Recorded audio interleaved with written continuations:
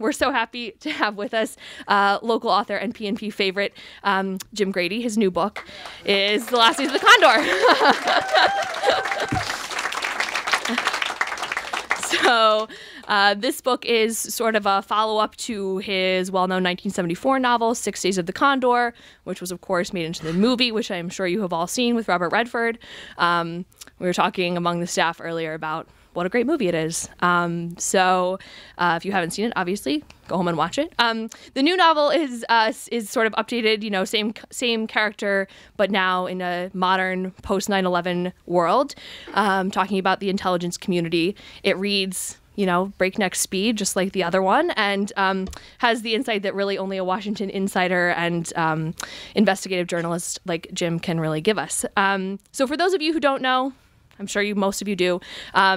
Jim teaches classes here at Politics and Prose and is one of our best-loved instructors, and also has been a longtime investigative journalist around DC. So I'm sure you've seen his work in many, many places, including Slate, The Washington Post, The New Republic, all those kinds of things. So we're so happy to have him with us here tonight. Please join me in welcoming him to Politics and Prose.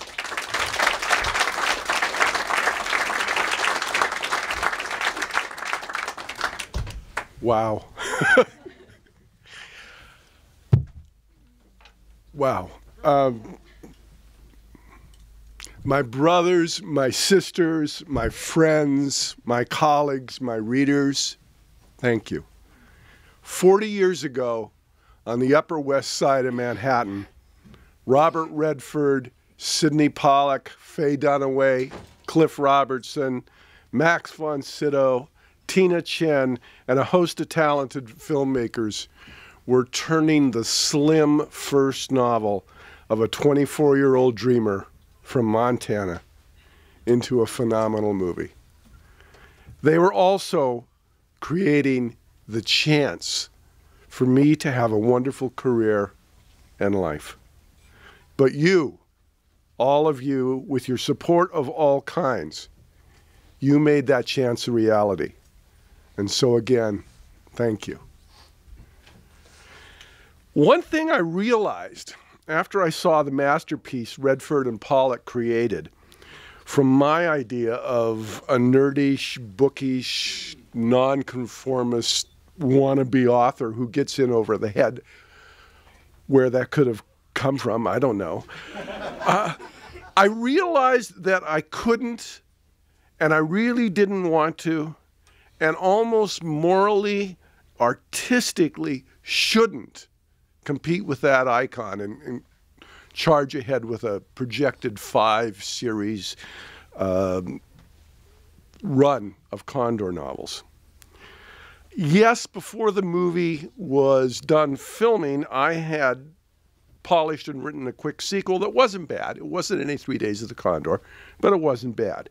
So after the movie, I chose to walk away from my Condor character.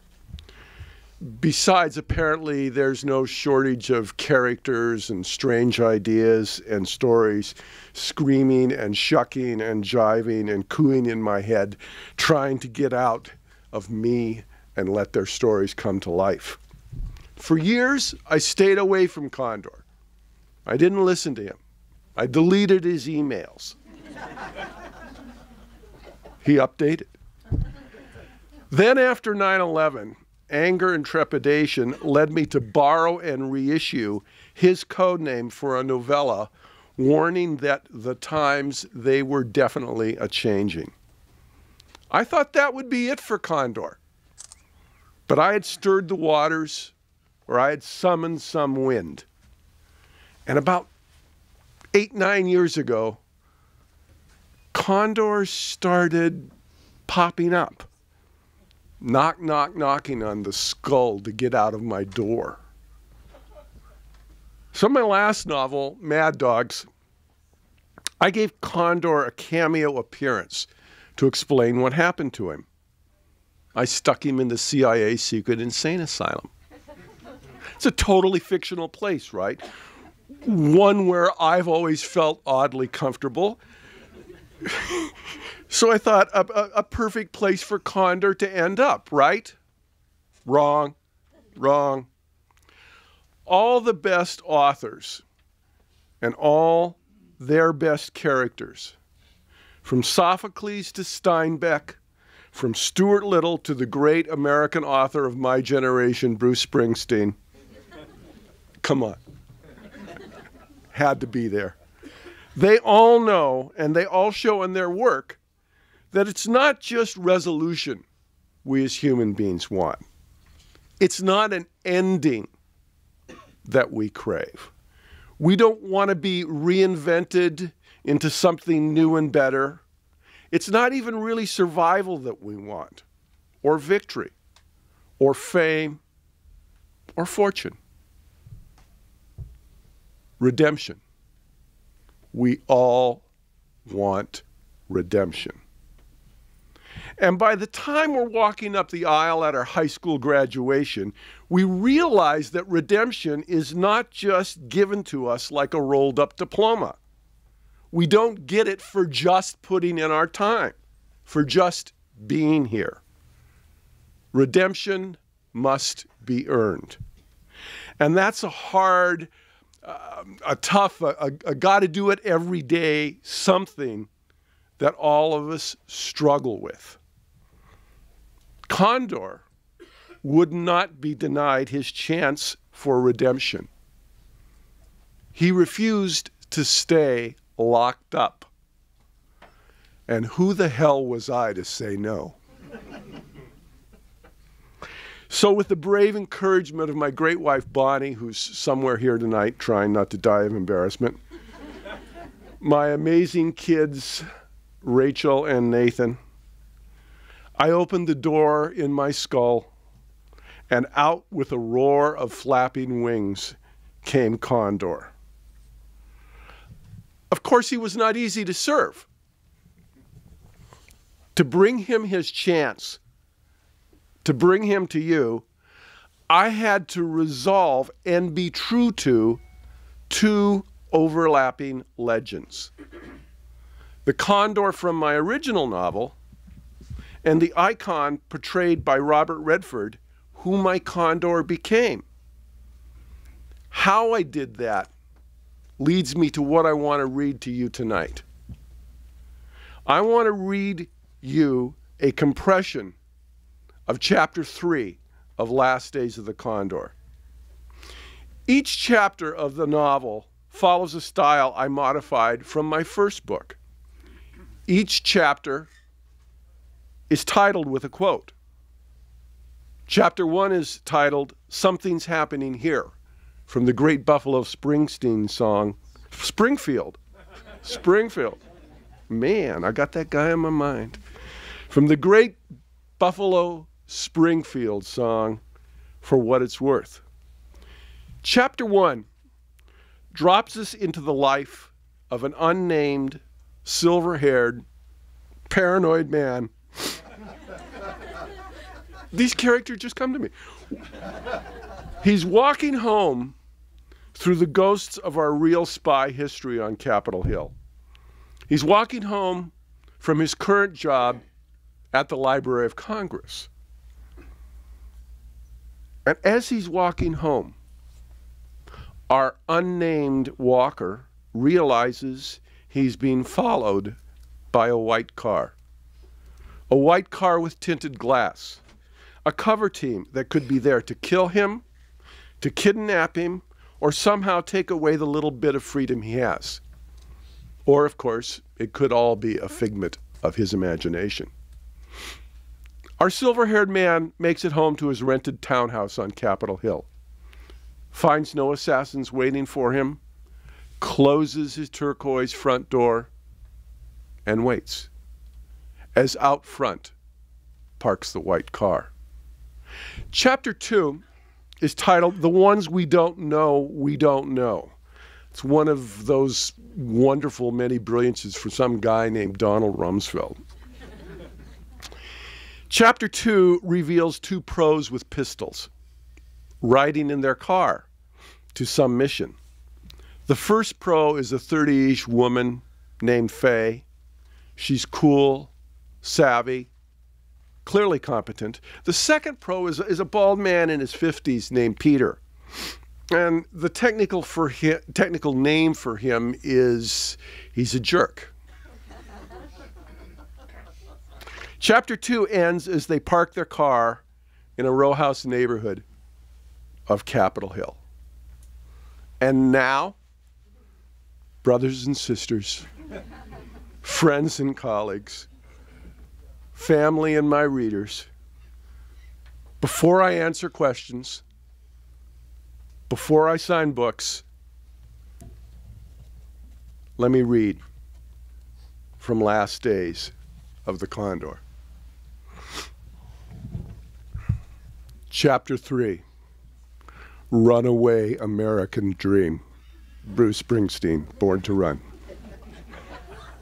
This is how you live or die. Answer the knock on your front door. That turquoise slab swung open to the rush of the world, and they filled his vision. Woman standing on the front stoop. Man posting on the minuscule front yard made of dirt and stone inside the black metal fence. She's the shooter, if this is a buzz and bang. Call her 30, maybe older. Black coat unbuttoned. Pretty, but you might not spot her in a crowd. Brown hair, long enough for styled, not so long it's easy to grab. She carried her shoulders like a soldier.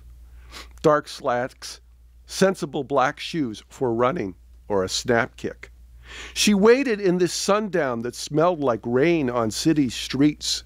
The hardest thing. Waiting. For the right moment, the right move, for the target to appear. Her backup man cleared his throat. Older than her, say 50, a bald white guy, muscle in the mass under his tan raincoat. He posted backup, a line of sight past her to whoever opened the turquoise door or moved in the front window. Standing on the black iron front stoop, she said, "How are you?" Tell her the truth. "I don't know." "Can we come in?" Her backup man added, "You can't say no." "I could, but what good would that do?" Walk backwards into the living room. They follow. The man in the tan coat shut the door to the rest of the world. Her smile lied. "Damn, I hope we got the right guy. Your name is..." I always hated my born with it name, Ronald. For a while, I think I was Joe. Sometimes I think I'm other name, like Raoul, Nick, Jacques, and oddly, Jinshu. The bald man said, "Call him Condor." There it is. The silver-haired man said, "That's a fluke." "Why?" she asked. "Because the agency rotates code names. An earlier Condor was Frank Sturgis, a Watergate burglar, or so he told me. Then me. With a code name back then, I felt like two people. One was regular me, one was like the movie version of your life, where you're better looking and smarter and get the right girl. While I was locked up, the code name rotated. Something happened to that guy. They won't tell me what, but they redesignated me Condor. "Right here, right now," she said. "What's your work name?" "Vin." "Why Vin?" "The Magnificent Seven. Steve McQueen played him. As long as I'm a lie, I might as well be a cool one." "My name is Faye Dozier. What do you want me to call you? Condor or Vin? Your choice." Bald Peter pulled an iPad out of his tan raincoat. "Remember the drill? You made the first home evaluation visit after my reintroduction settlement." Faye said, "Was he a charmer back then too?"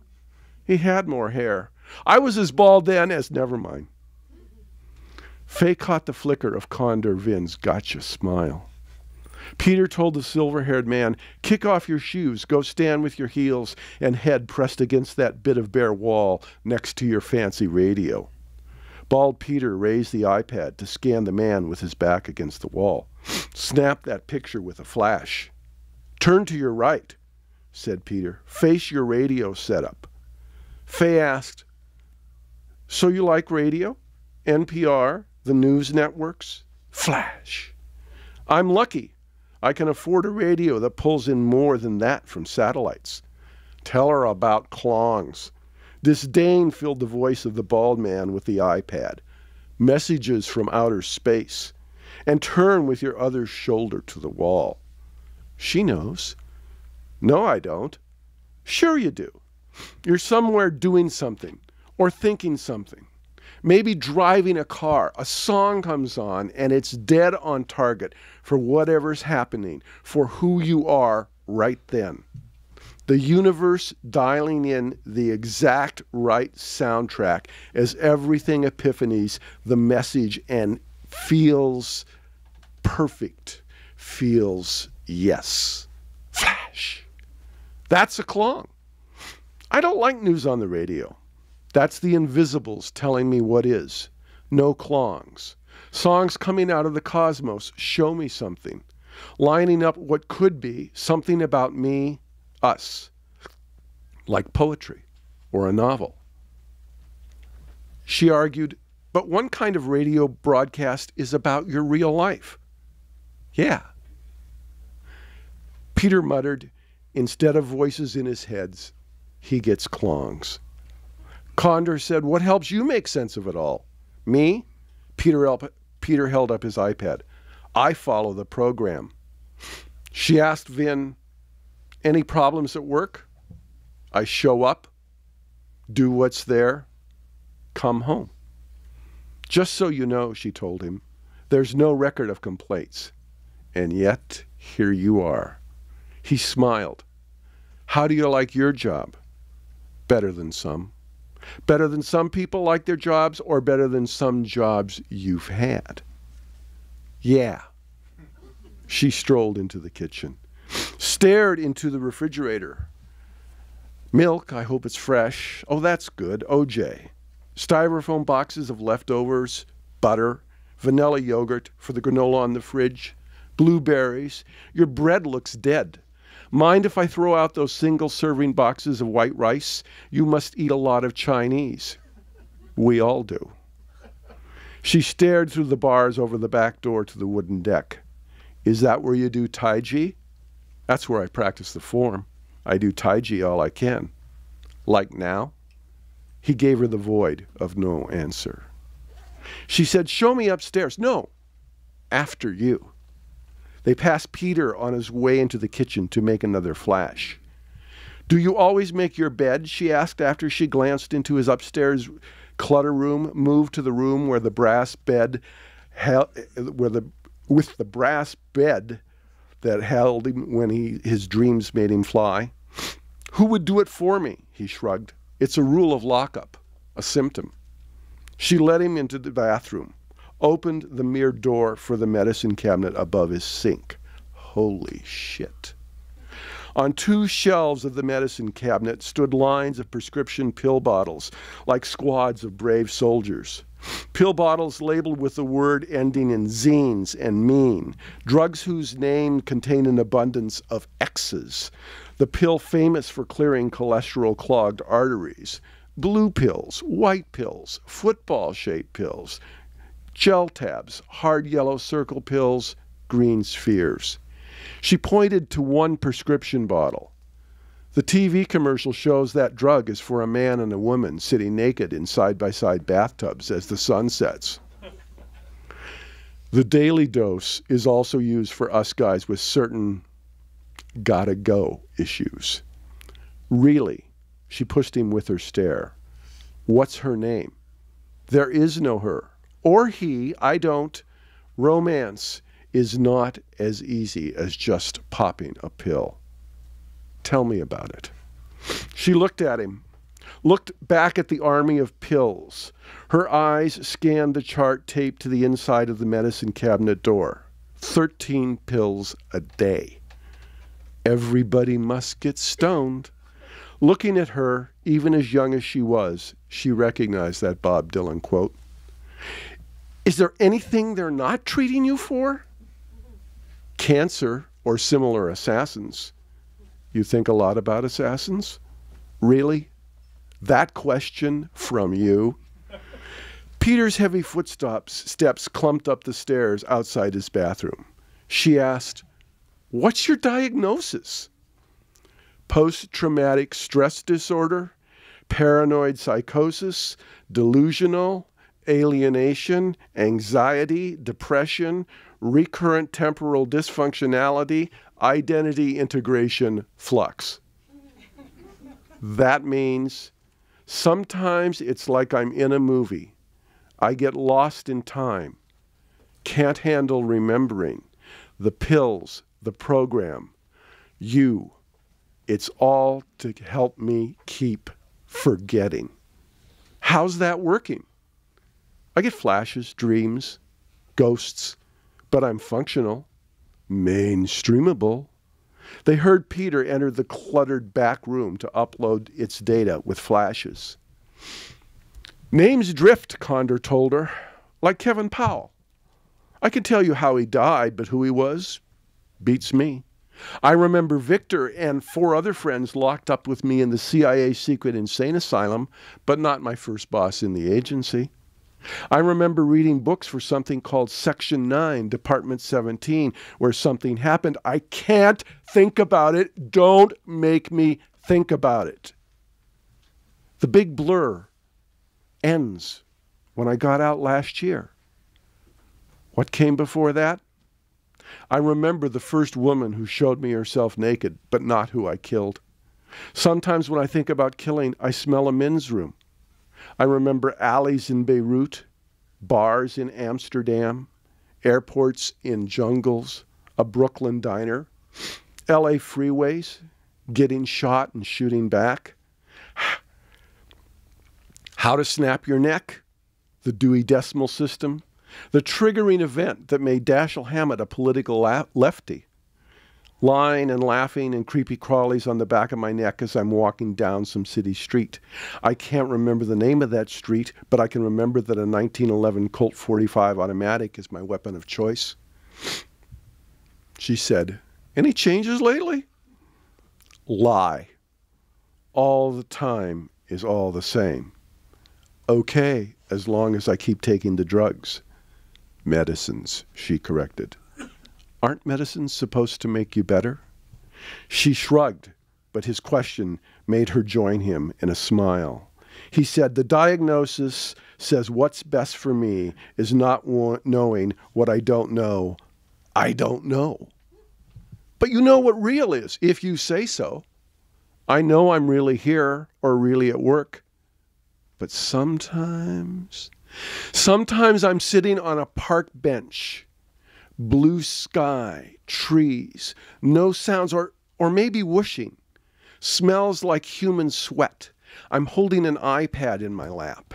In the tablet, I watch what a drone is seeing. Broadcasting, wispy clouds, clear air. My view drops from the sky. Buildings get distinct, bigger. Then rushing closer in the center of the screen comes a park and benches. And I know that if I can just keep sitting where I am, what I'll see any second now is in the iPad screen is the drone's view of me. She's staring at you. Jaw dropped. Bald Peter said, "Could you step out so I could get some more data snaps?" In the hall, Faye pointed to the bedroom, then to the junk room. "I didn't spot any computer. Do you have one? A laptop, a tablet, a diary, or a dream journal, or no?" I comply with the conditions. And you know my cell phone is barely smart enough to call the agent in trouble line. Plus you get all its records. From inside the bathroom came a flash. Then Peter clumped down the stairs. Vin looked at her and frowned. "I wonder if I ever got to have any kids." He blinked, stared at her harder. "You could have been my kid. You're nothing like my father." "Why not?" "You're here." She said, too quickly, looked away. "We should go with Peter." "If I'd have asked, would your credentials have matched his?" "What do you think?" she said. "He's Homeland Security. Has been for so long before, doesn't matter. You're with the firm, my old firm, the CIA. We're both with HomeSec's National Resources Operations Division. By choice, let's go downstairs, said Faye. And speaking of going, she said as she let her inertia pull him from where he'd been, where's your car parked? You know my release disallows having a car, he said at the top of the stairs. My driver's license is just so I carry passable pocket litter. But I remember driving. The car skidding sideways on black ice. Be careful tonight. Me too, she said. They clumped down the stairs. Lucky for you, she said as they stood alone in the living room, the metro has a subway stop nearby. It's a blue line. Yeah, but it connects to... I don't like to ride the blue line. The blue line is blue. I like the red line. She closed her eyes, rubbed the bridge of her nose with a pinch of her fingers. No nail polish. She smelled of no perfume, stretched her eyes open wide. Condor said, eyes tired? She shrugged. The glare off your white car, even with the tinted glass? Asked Condor. Faye said, we didn't come here in a white car.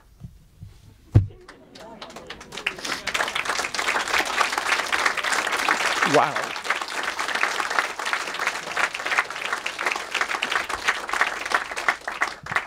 If you have questions, they would love for you to use the microphones. As always, I'm yours, so take your shots. Maybe I shouldn't have used that verb, actually. Do you have questions? Is there another condor? Is there another condor?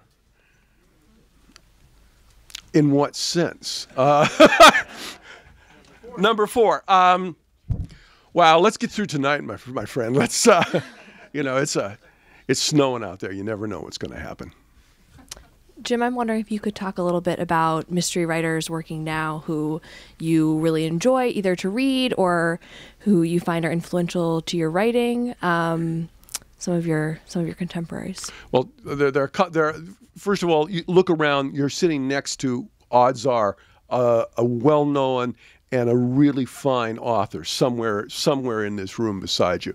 One of them I saw here, Mark Olshaker. I mean, David Korn's written a mystery. There are, I think, Mark Smolansky actually came across with a nice, fine mystery a few years ago.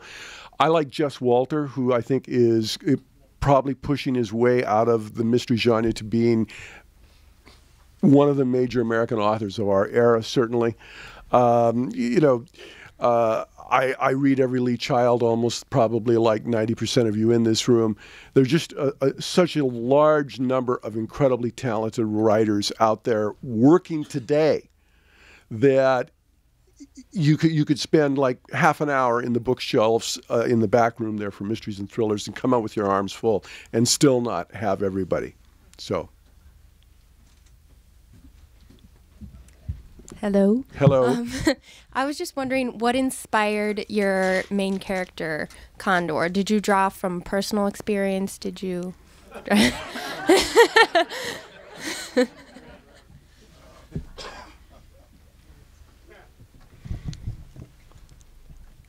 I completely made him up. Clearly. When I set out to write my first novel, 6 Days of the Condor, there were, and this is not my analysis, this is from a book by the International Thriller Writers Association. There were two distinct schools of espionage fiction. There was the James Bond, he can fly an airplane, you know, snapshot an elephant eye from 1,000 yards out while ordering the correct bottle of wine and seducing Ursula Andress and saving the world simultaneously and not ruffling his tuxedo. That was one school. The other school was also British, John le Carré, with the rumpled, smiley, thoughtful, never look at him twice in a room full of 3 other people hero.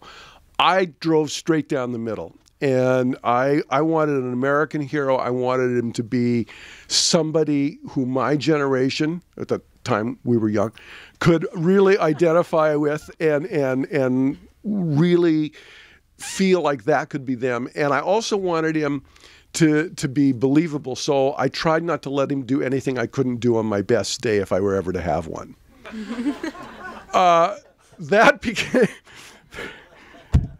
That became the model for Condor. And from that, I projected him into this world that I thought I imagined and turned out to be a little less imagined than I thought. So. Thank you for letting Condor out of your skull, Jim. Your fans are much in your debt once again. What's interesting to me is when you talk a lot about the first Condor book and movie, it really came at a certain point in time in which the popular culture was reflecting the rise of the credibility gap, skepticism about government. We were just learning about the CIA and assassinations and NSA, the National Student Association being penetrated. not James Bamford's NSA. We didn't know about that back then yet. We had to have his book. But so you were sort of on a cutting edge of public cynicism and learning about this secret world. And Condor was such a intriguing part of it for the reasons you just said. Now, flash forward 4 decades? 40 years. Yeah, 4 decades. And we live in a time where the cynicism and the credibility gap that existed in the 70s seems like child's play compared to now. We've all absorbed these lessons about government secrecy and government betrayal and the real story not being the real story. And so I was just wondering, as you try to sort of, work as an author, a novelist, how do you try to get the same kick into a story now when so much ground that you helped pioneer has been trodden by you and the readers and the rest of the world in the last 4 decades? Well, that's an excellent point. And one of the ways in which I did it was to rather than, I scaled back. My character is 60-some years old. I removed almost any outside resources he had so that he stands in stark contrast to this technological marvel called our intelligence community.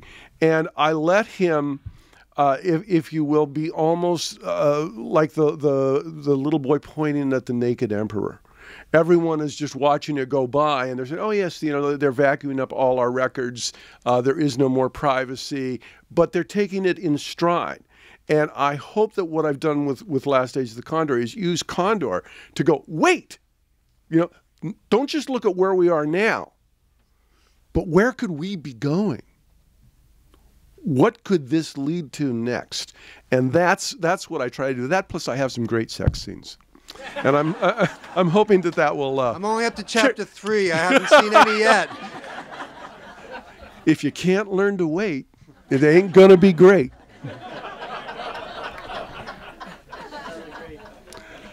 Did I say that? You said that aloud. Yeah. Sometimes the inside voice is just, Are there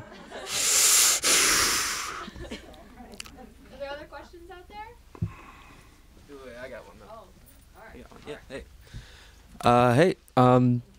I am a freshly graduated film major, and one of my favorite papers that I wrote was on Nixonian paranoia in 70s film. It's impossible to write that without mentioning 3 Days of the Condor. And you didn't call me, yeah. Go ahead. I know. Didn't know that was an option. But I was just wondering, has there been talk of a film option for Last Days of the Condor yet? It has been optioned by MGM and Paramount, and if there's anything that, any magic you can work tonight besides getting home safely, please feel free to push the correct buttons, and maybe we'll see Condor on the big screen again. That would be... Redford's still around. Redford is still around and still acting quite well and looking pretty good. Absolutely. Yeah. Thank you. So, yes. How does Condor adjust to the social media Twitter world in your book? Is he a massive Luddite, or does he try to adjust and not buy a flip phone? And how does it come out? Well, he's been released from the CIA secret insane asylum, and part of the terms of his release is he's not on social media. He's not. They want to keep this guy as isolated and as controlled as possible. It's a little bit like being on work release or parole.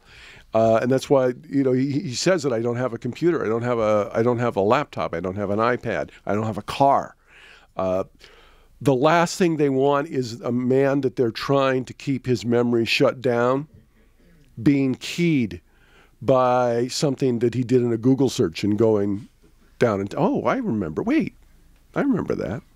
So he's aware of all of this. All these developments, and eventually has to use them in a certain fashion. But it isn't his world. His world is the streets of D.C. Okay. Well, who was the technical advisor on your great sex scenes, by the way? Oh! That man I've known for 40 years, yes. Oh, I got to alternate, okay. Hi, Jim. Hi. I've known her incredibly longer. Yes, we went to college together, although you're a little younger. I brought this. Wow. And you want to see what he looked like when he was 24?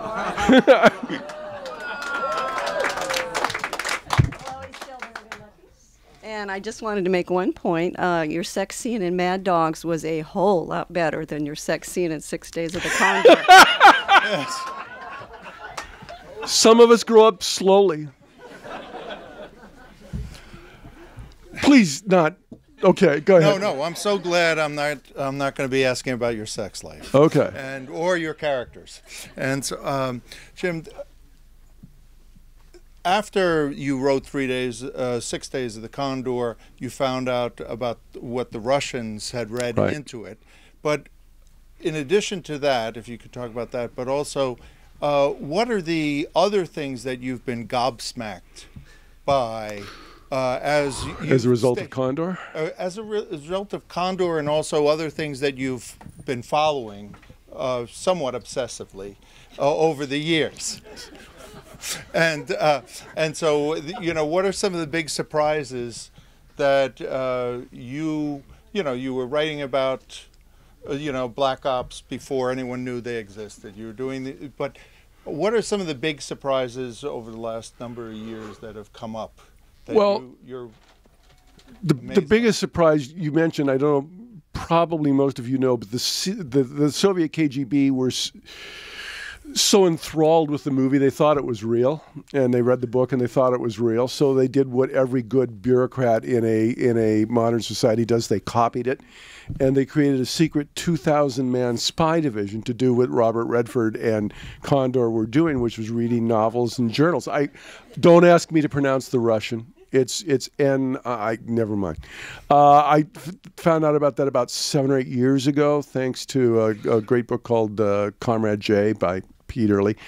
In 1980, there was an assassination here in Bethesda of an Iranian diplomat by a guy who stole a mailman outfit and mail truck and rang the doorbell and pow, blew him away. I wrote about that for the Washington Star. It was a very eerie experience. The assassin, I will tell you, isn't. He told me, he's in Tehran now, that he wasn't sure whether or not he copied my idea or not. But he's a federal fugitive in Tehran. I'm not sure how much of anything he told me is true. I've been more gobsmacked by watching Condor play out in like wonderful other cultural references. I mean, I'm sitting watching Breaking Bad, which is one of the, I believe, great TV series of our times, and all of a sudden, the brother-in-law turns to Walt and goes, "So, is this all 3 Days of the Condor?" And it's like, what? To come to a reading in a Washington, D.C. independent bookstore that is sadly no longer with us, and listen to Elmore Leonard read a chapter, and suddenly he goes into a riff from out of sight on 3 Days of the Condor. And in the movie, it's George Clooney locked in a trunk with Jennifer Lopez, trying to artfully seduce her by quoting scenes from 3 Days of the Condor. He was eventually successful, I might add. So it's the whole swirl of things like that is just, you know, it's mind-boggling and very humbling and cool. So.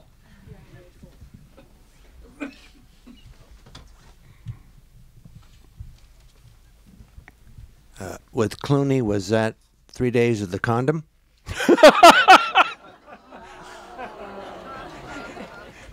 I think that was the answer that was given. Are there any other questions? Yeah. Suck the air out of the room. Thank you for coming, especially in this weather. I really appreciate it.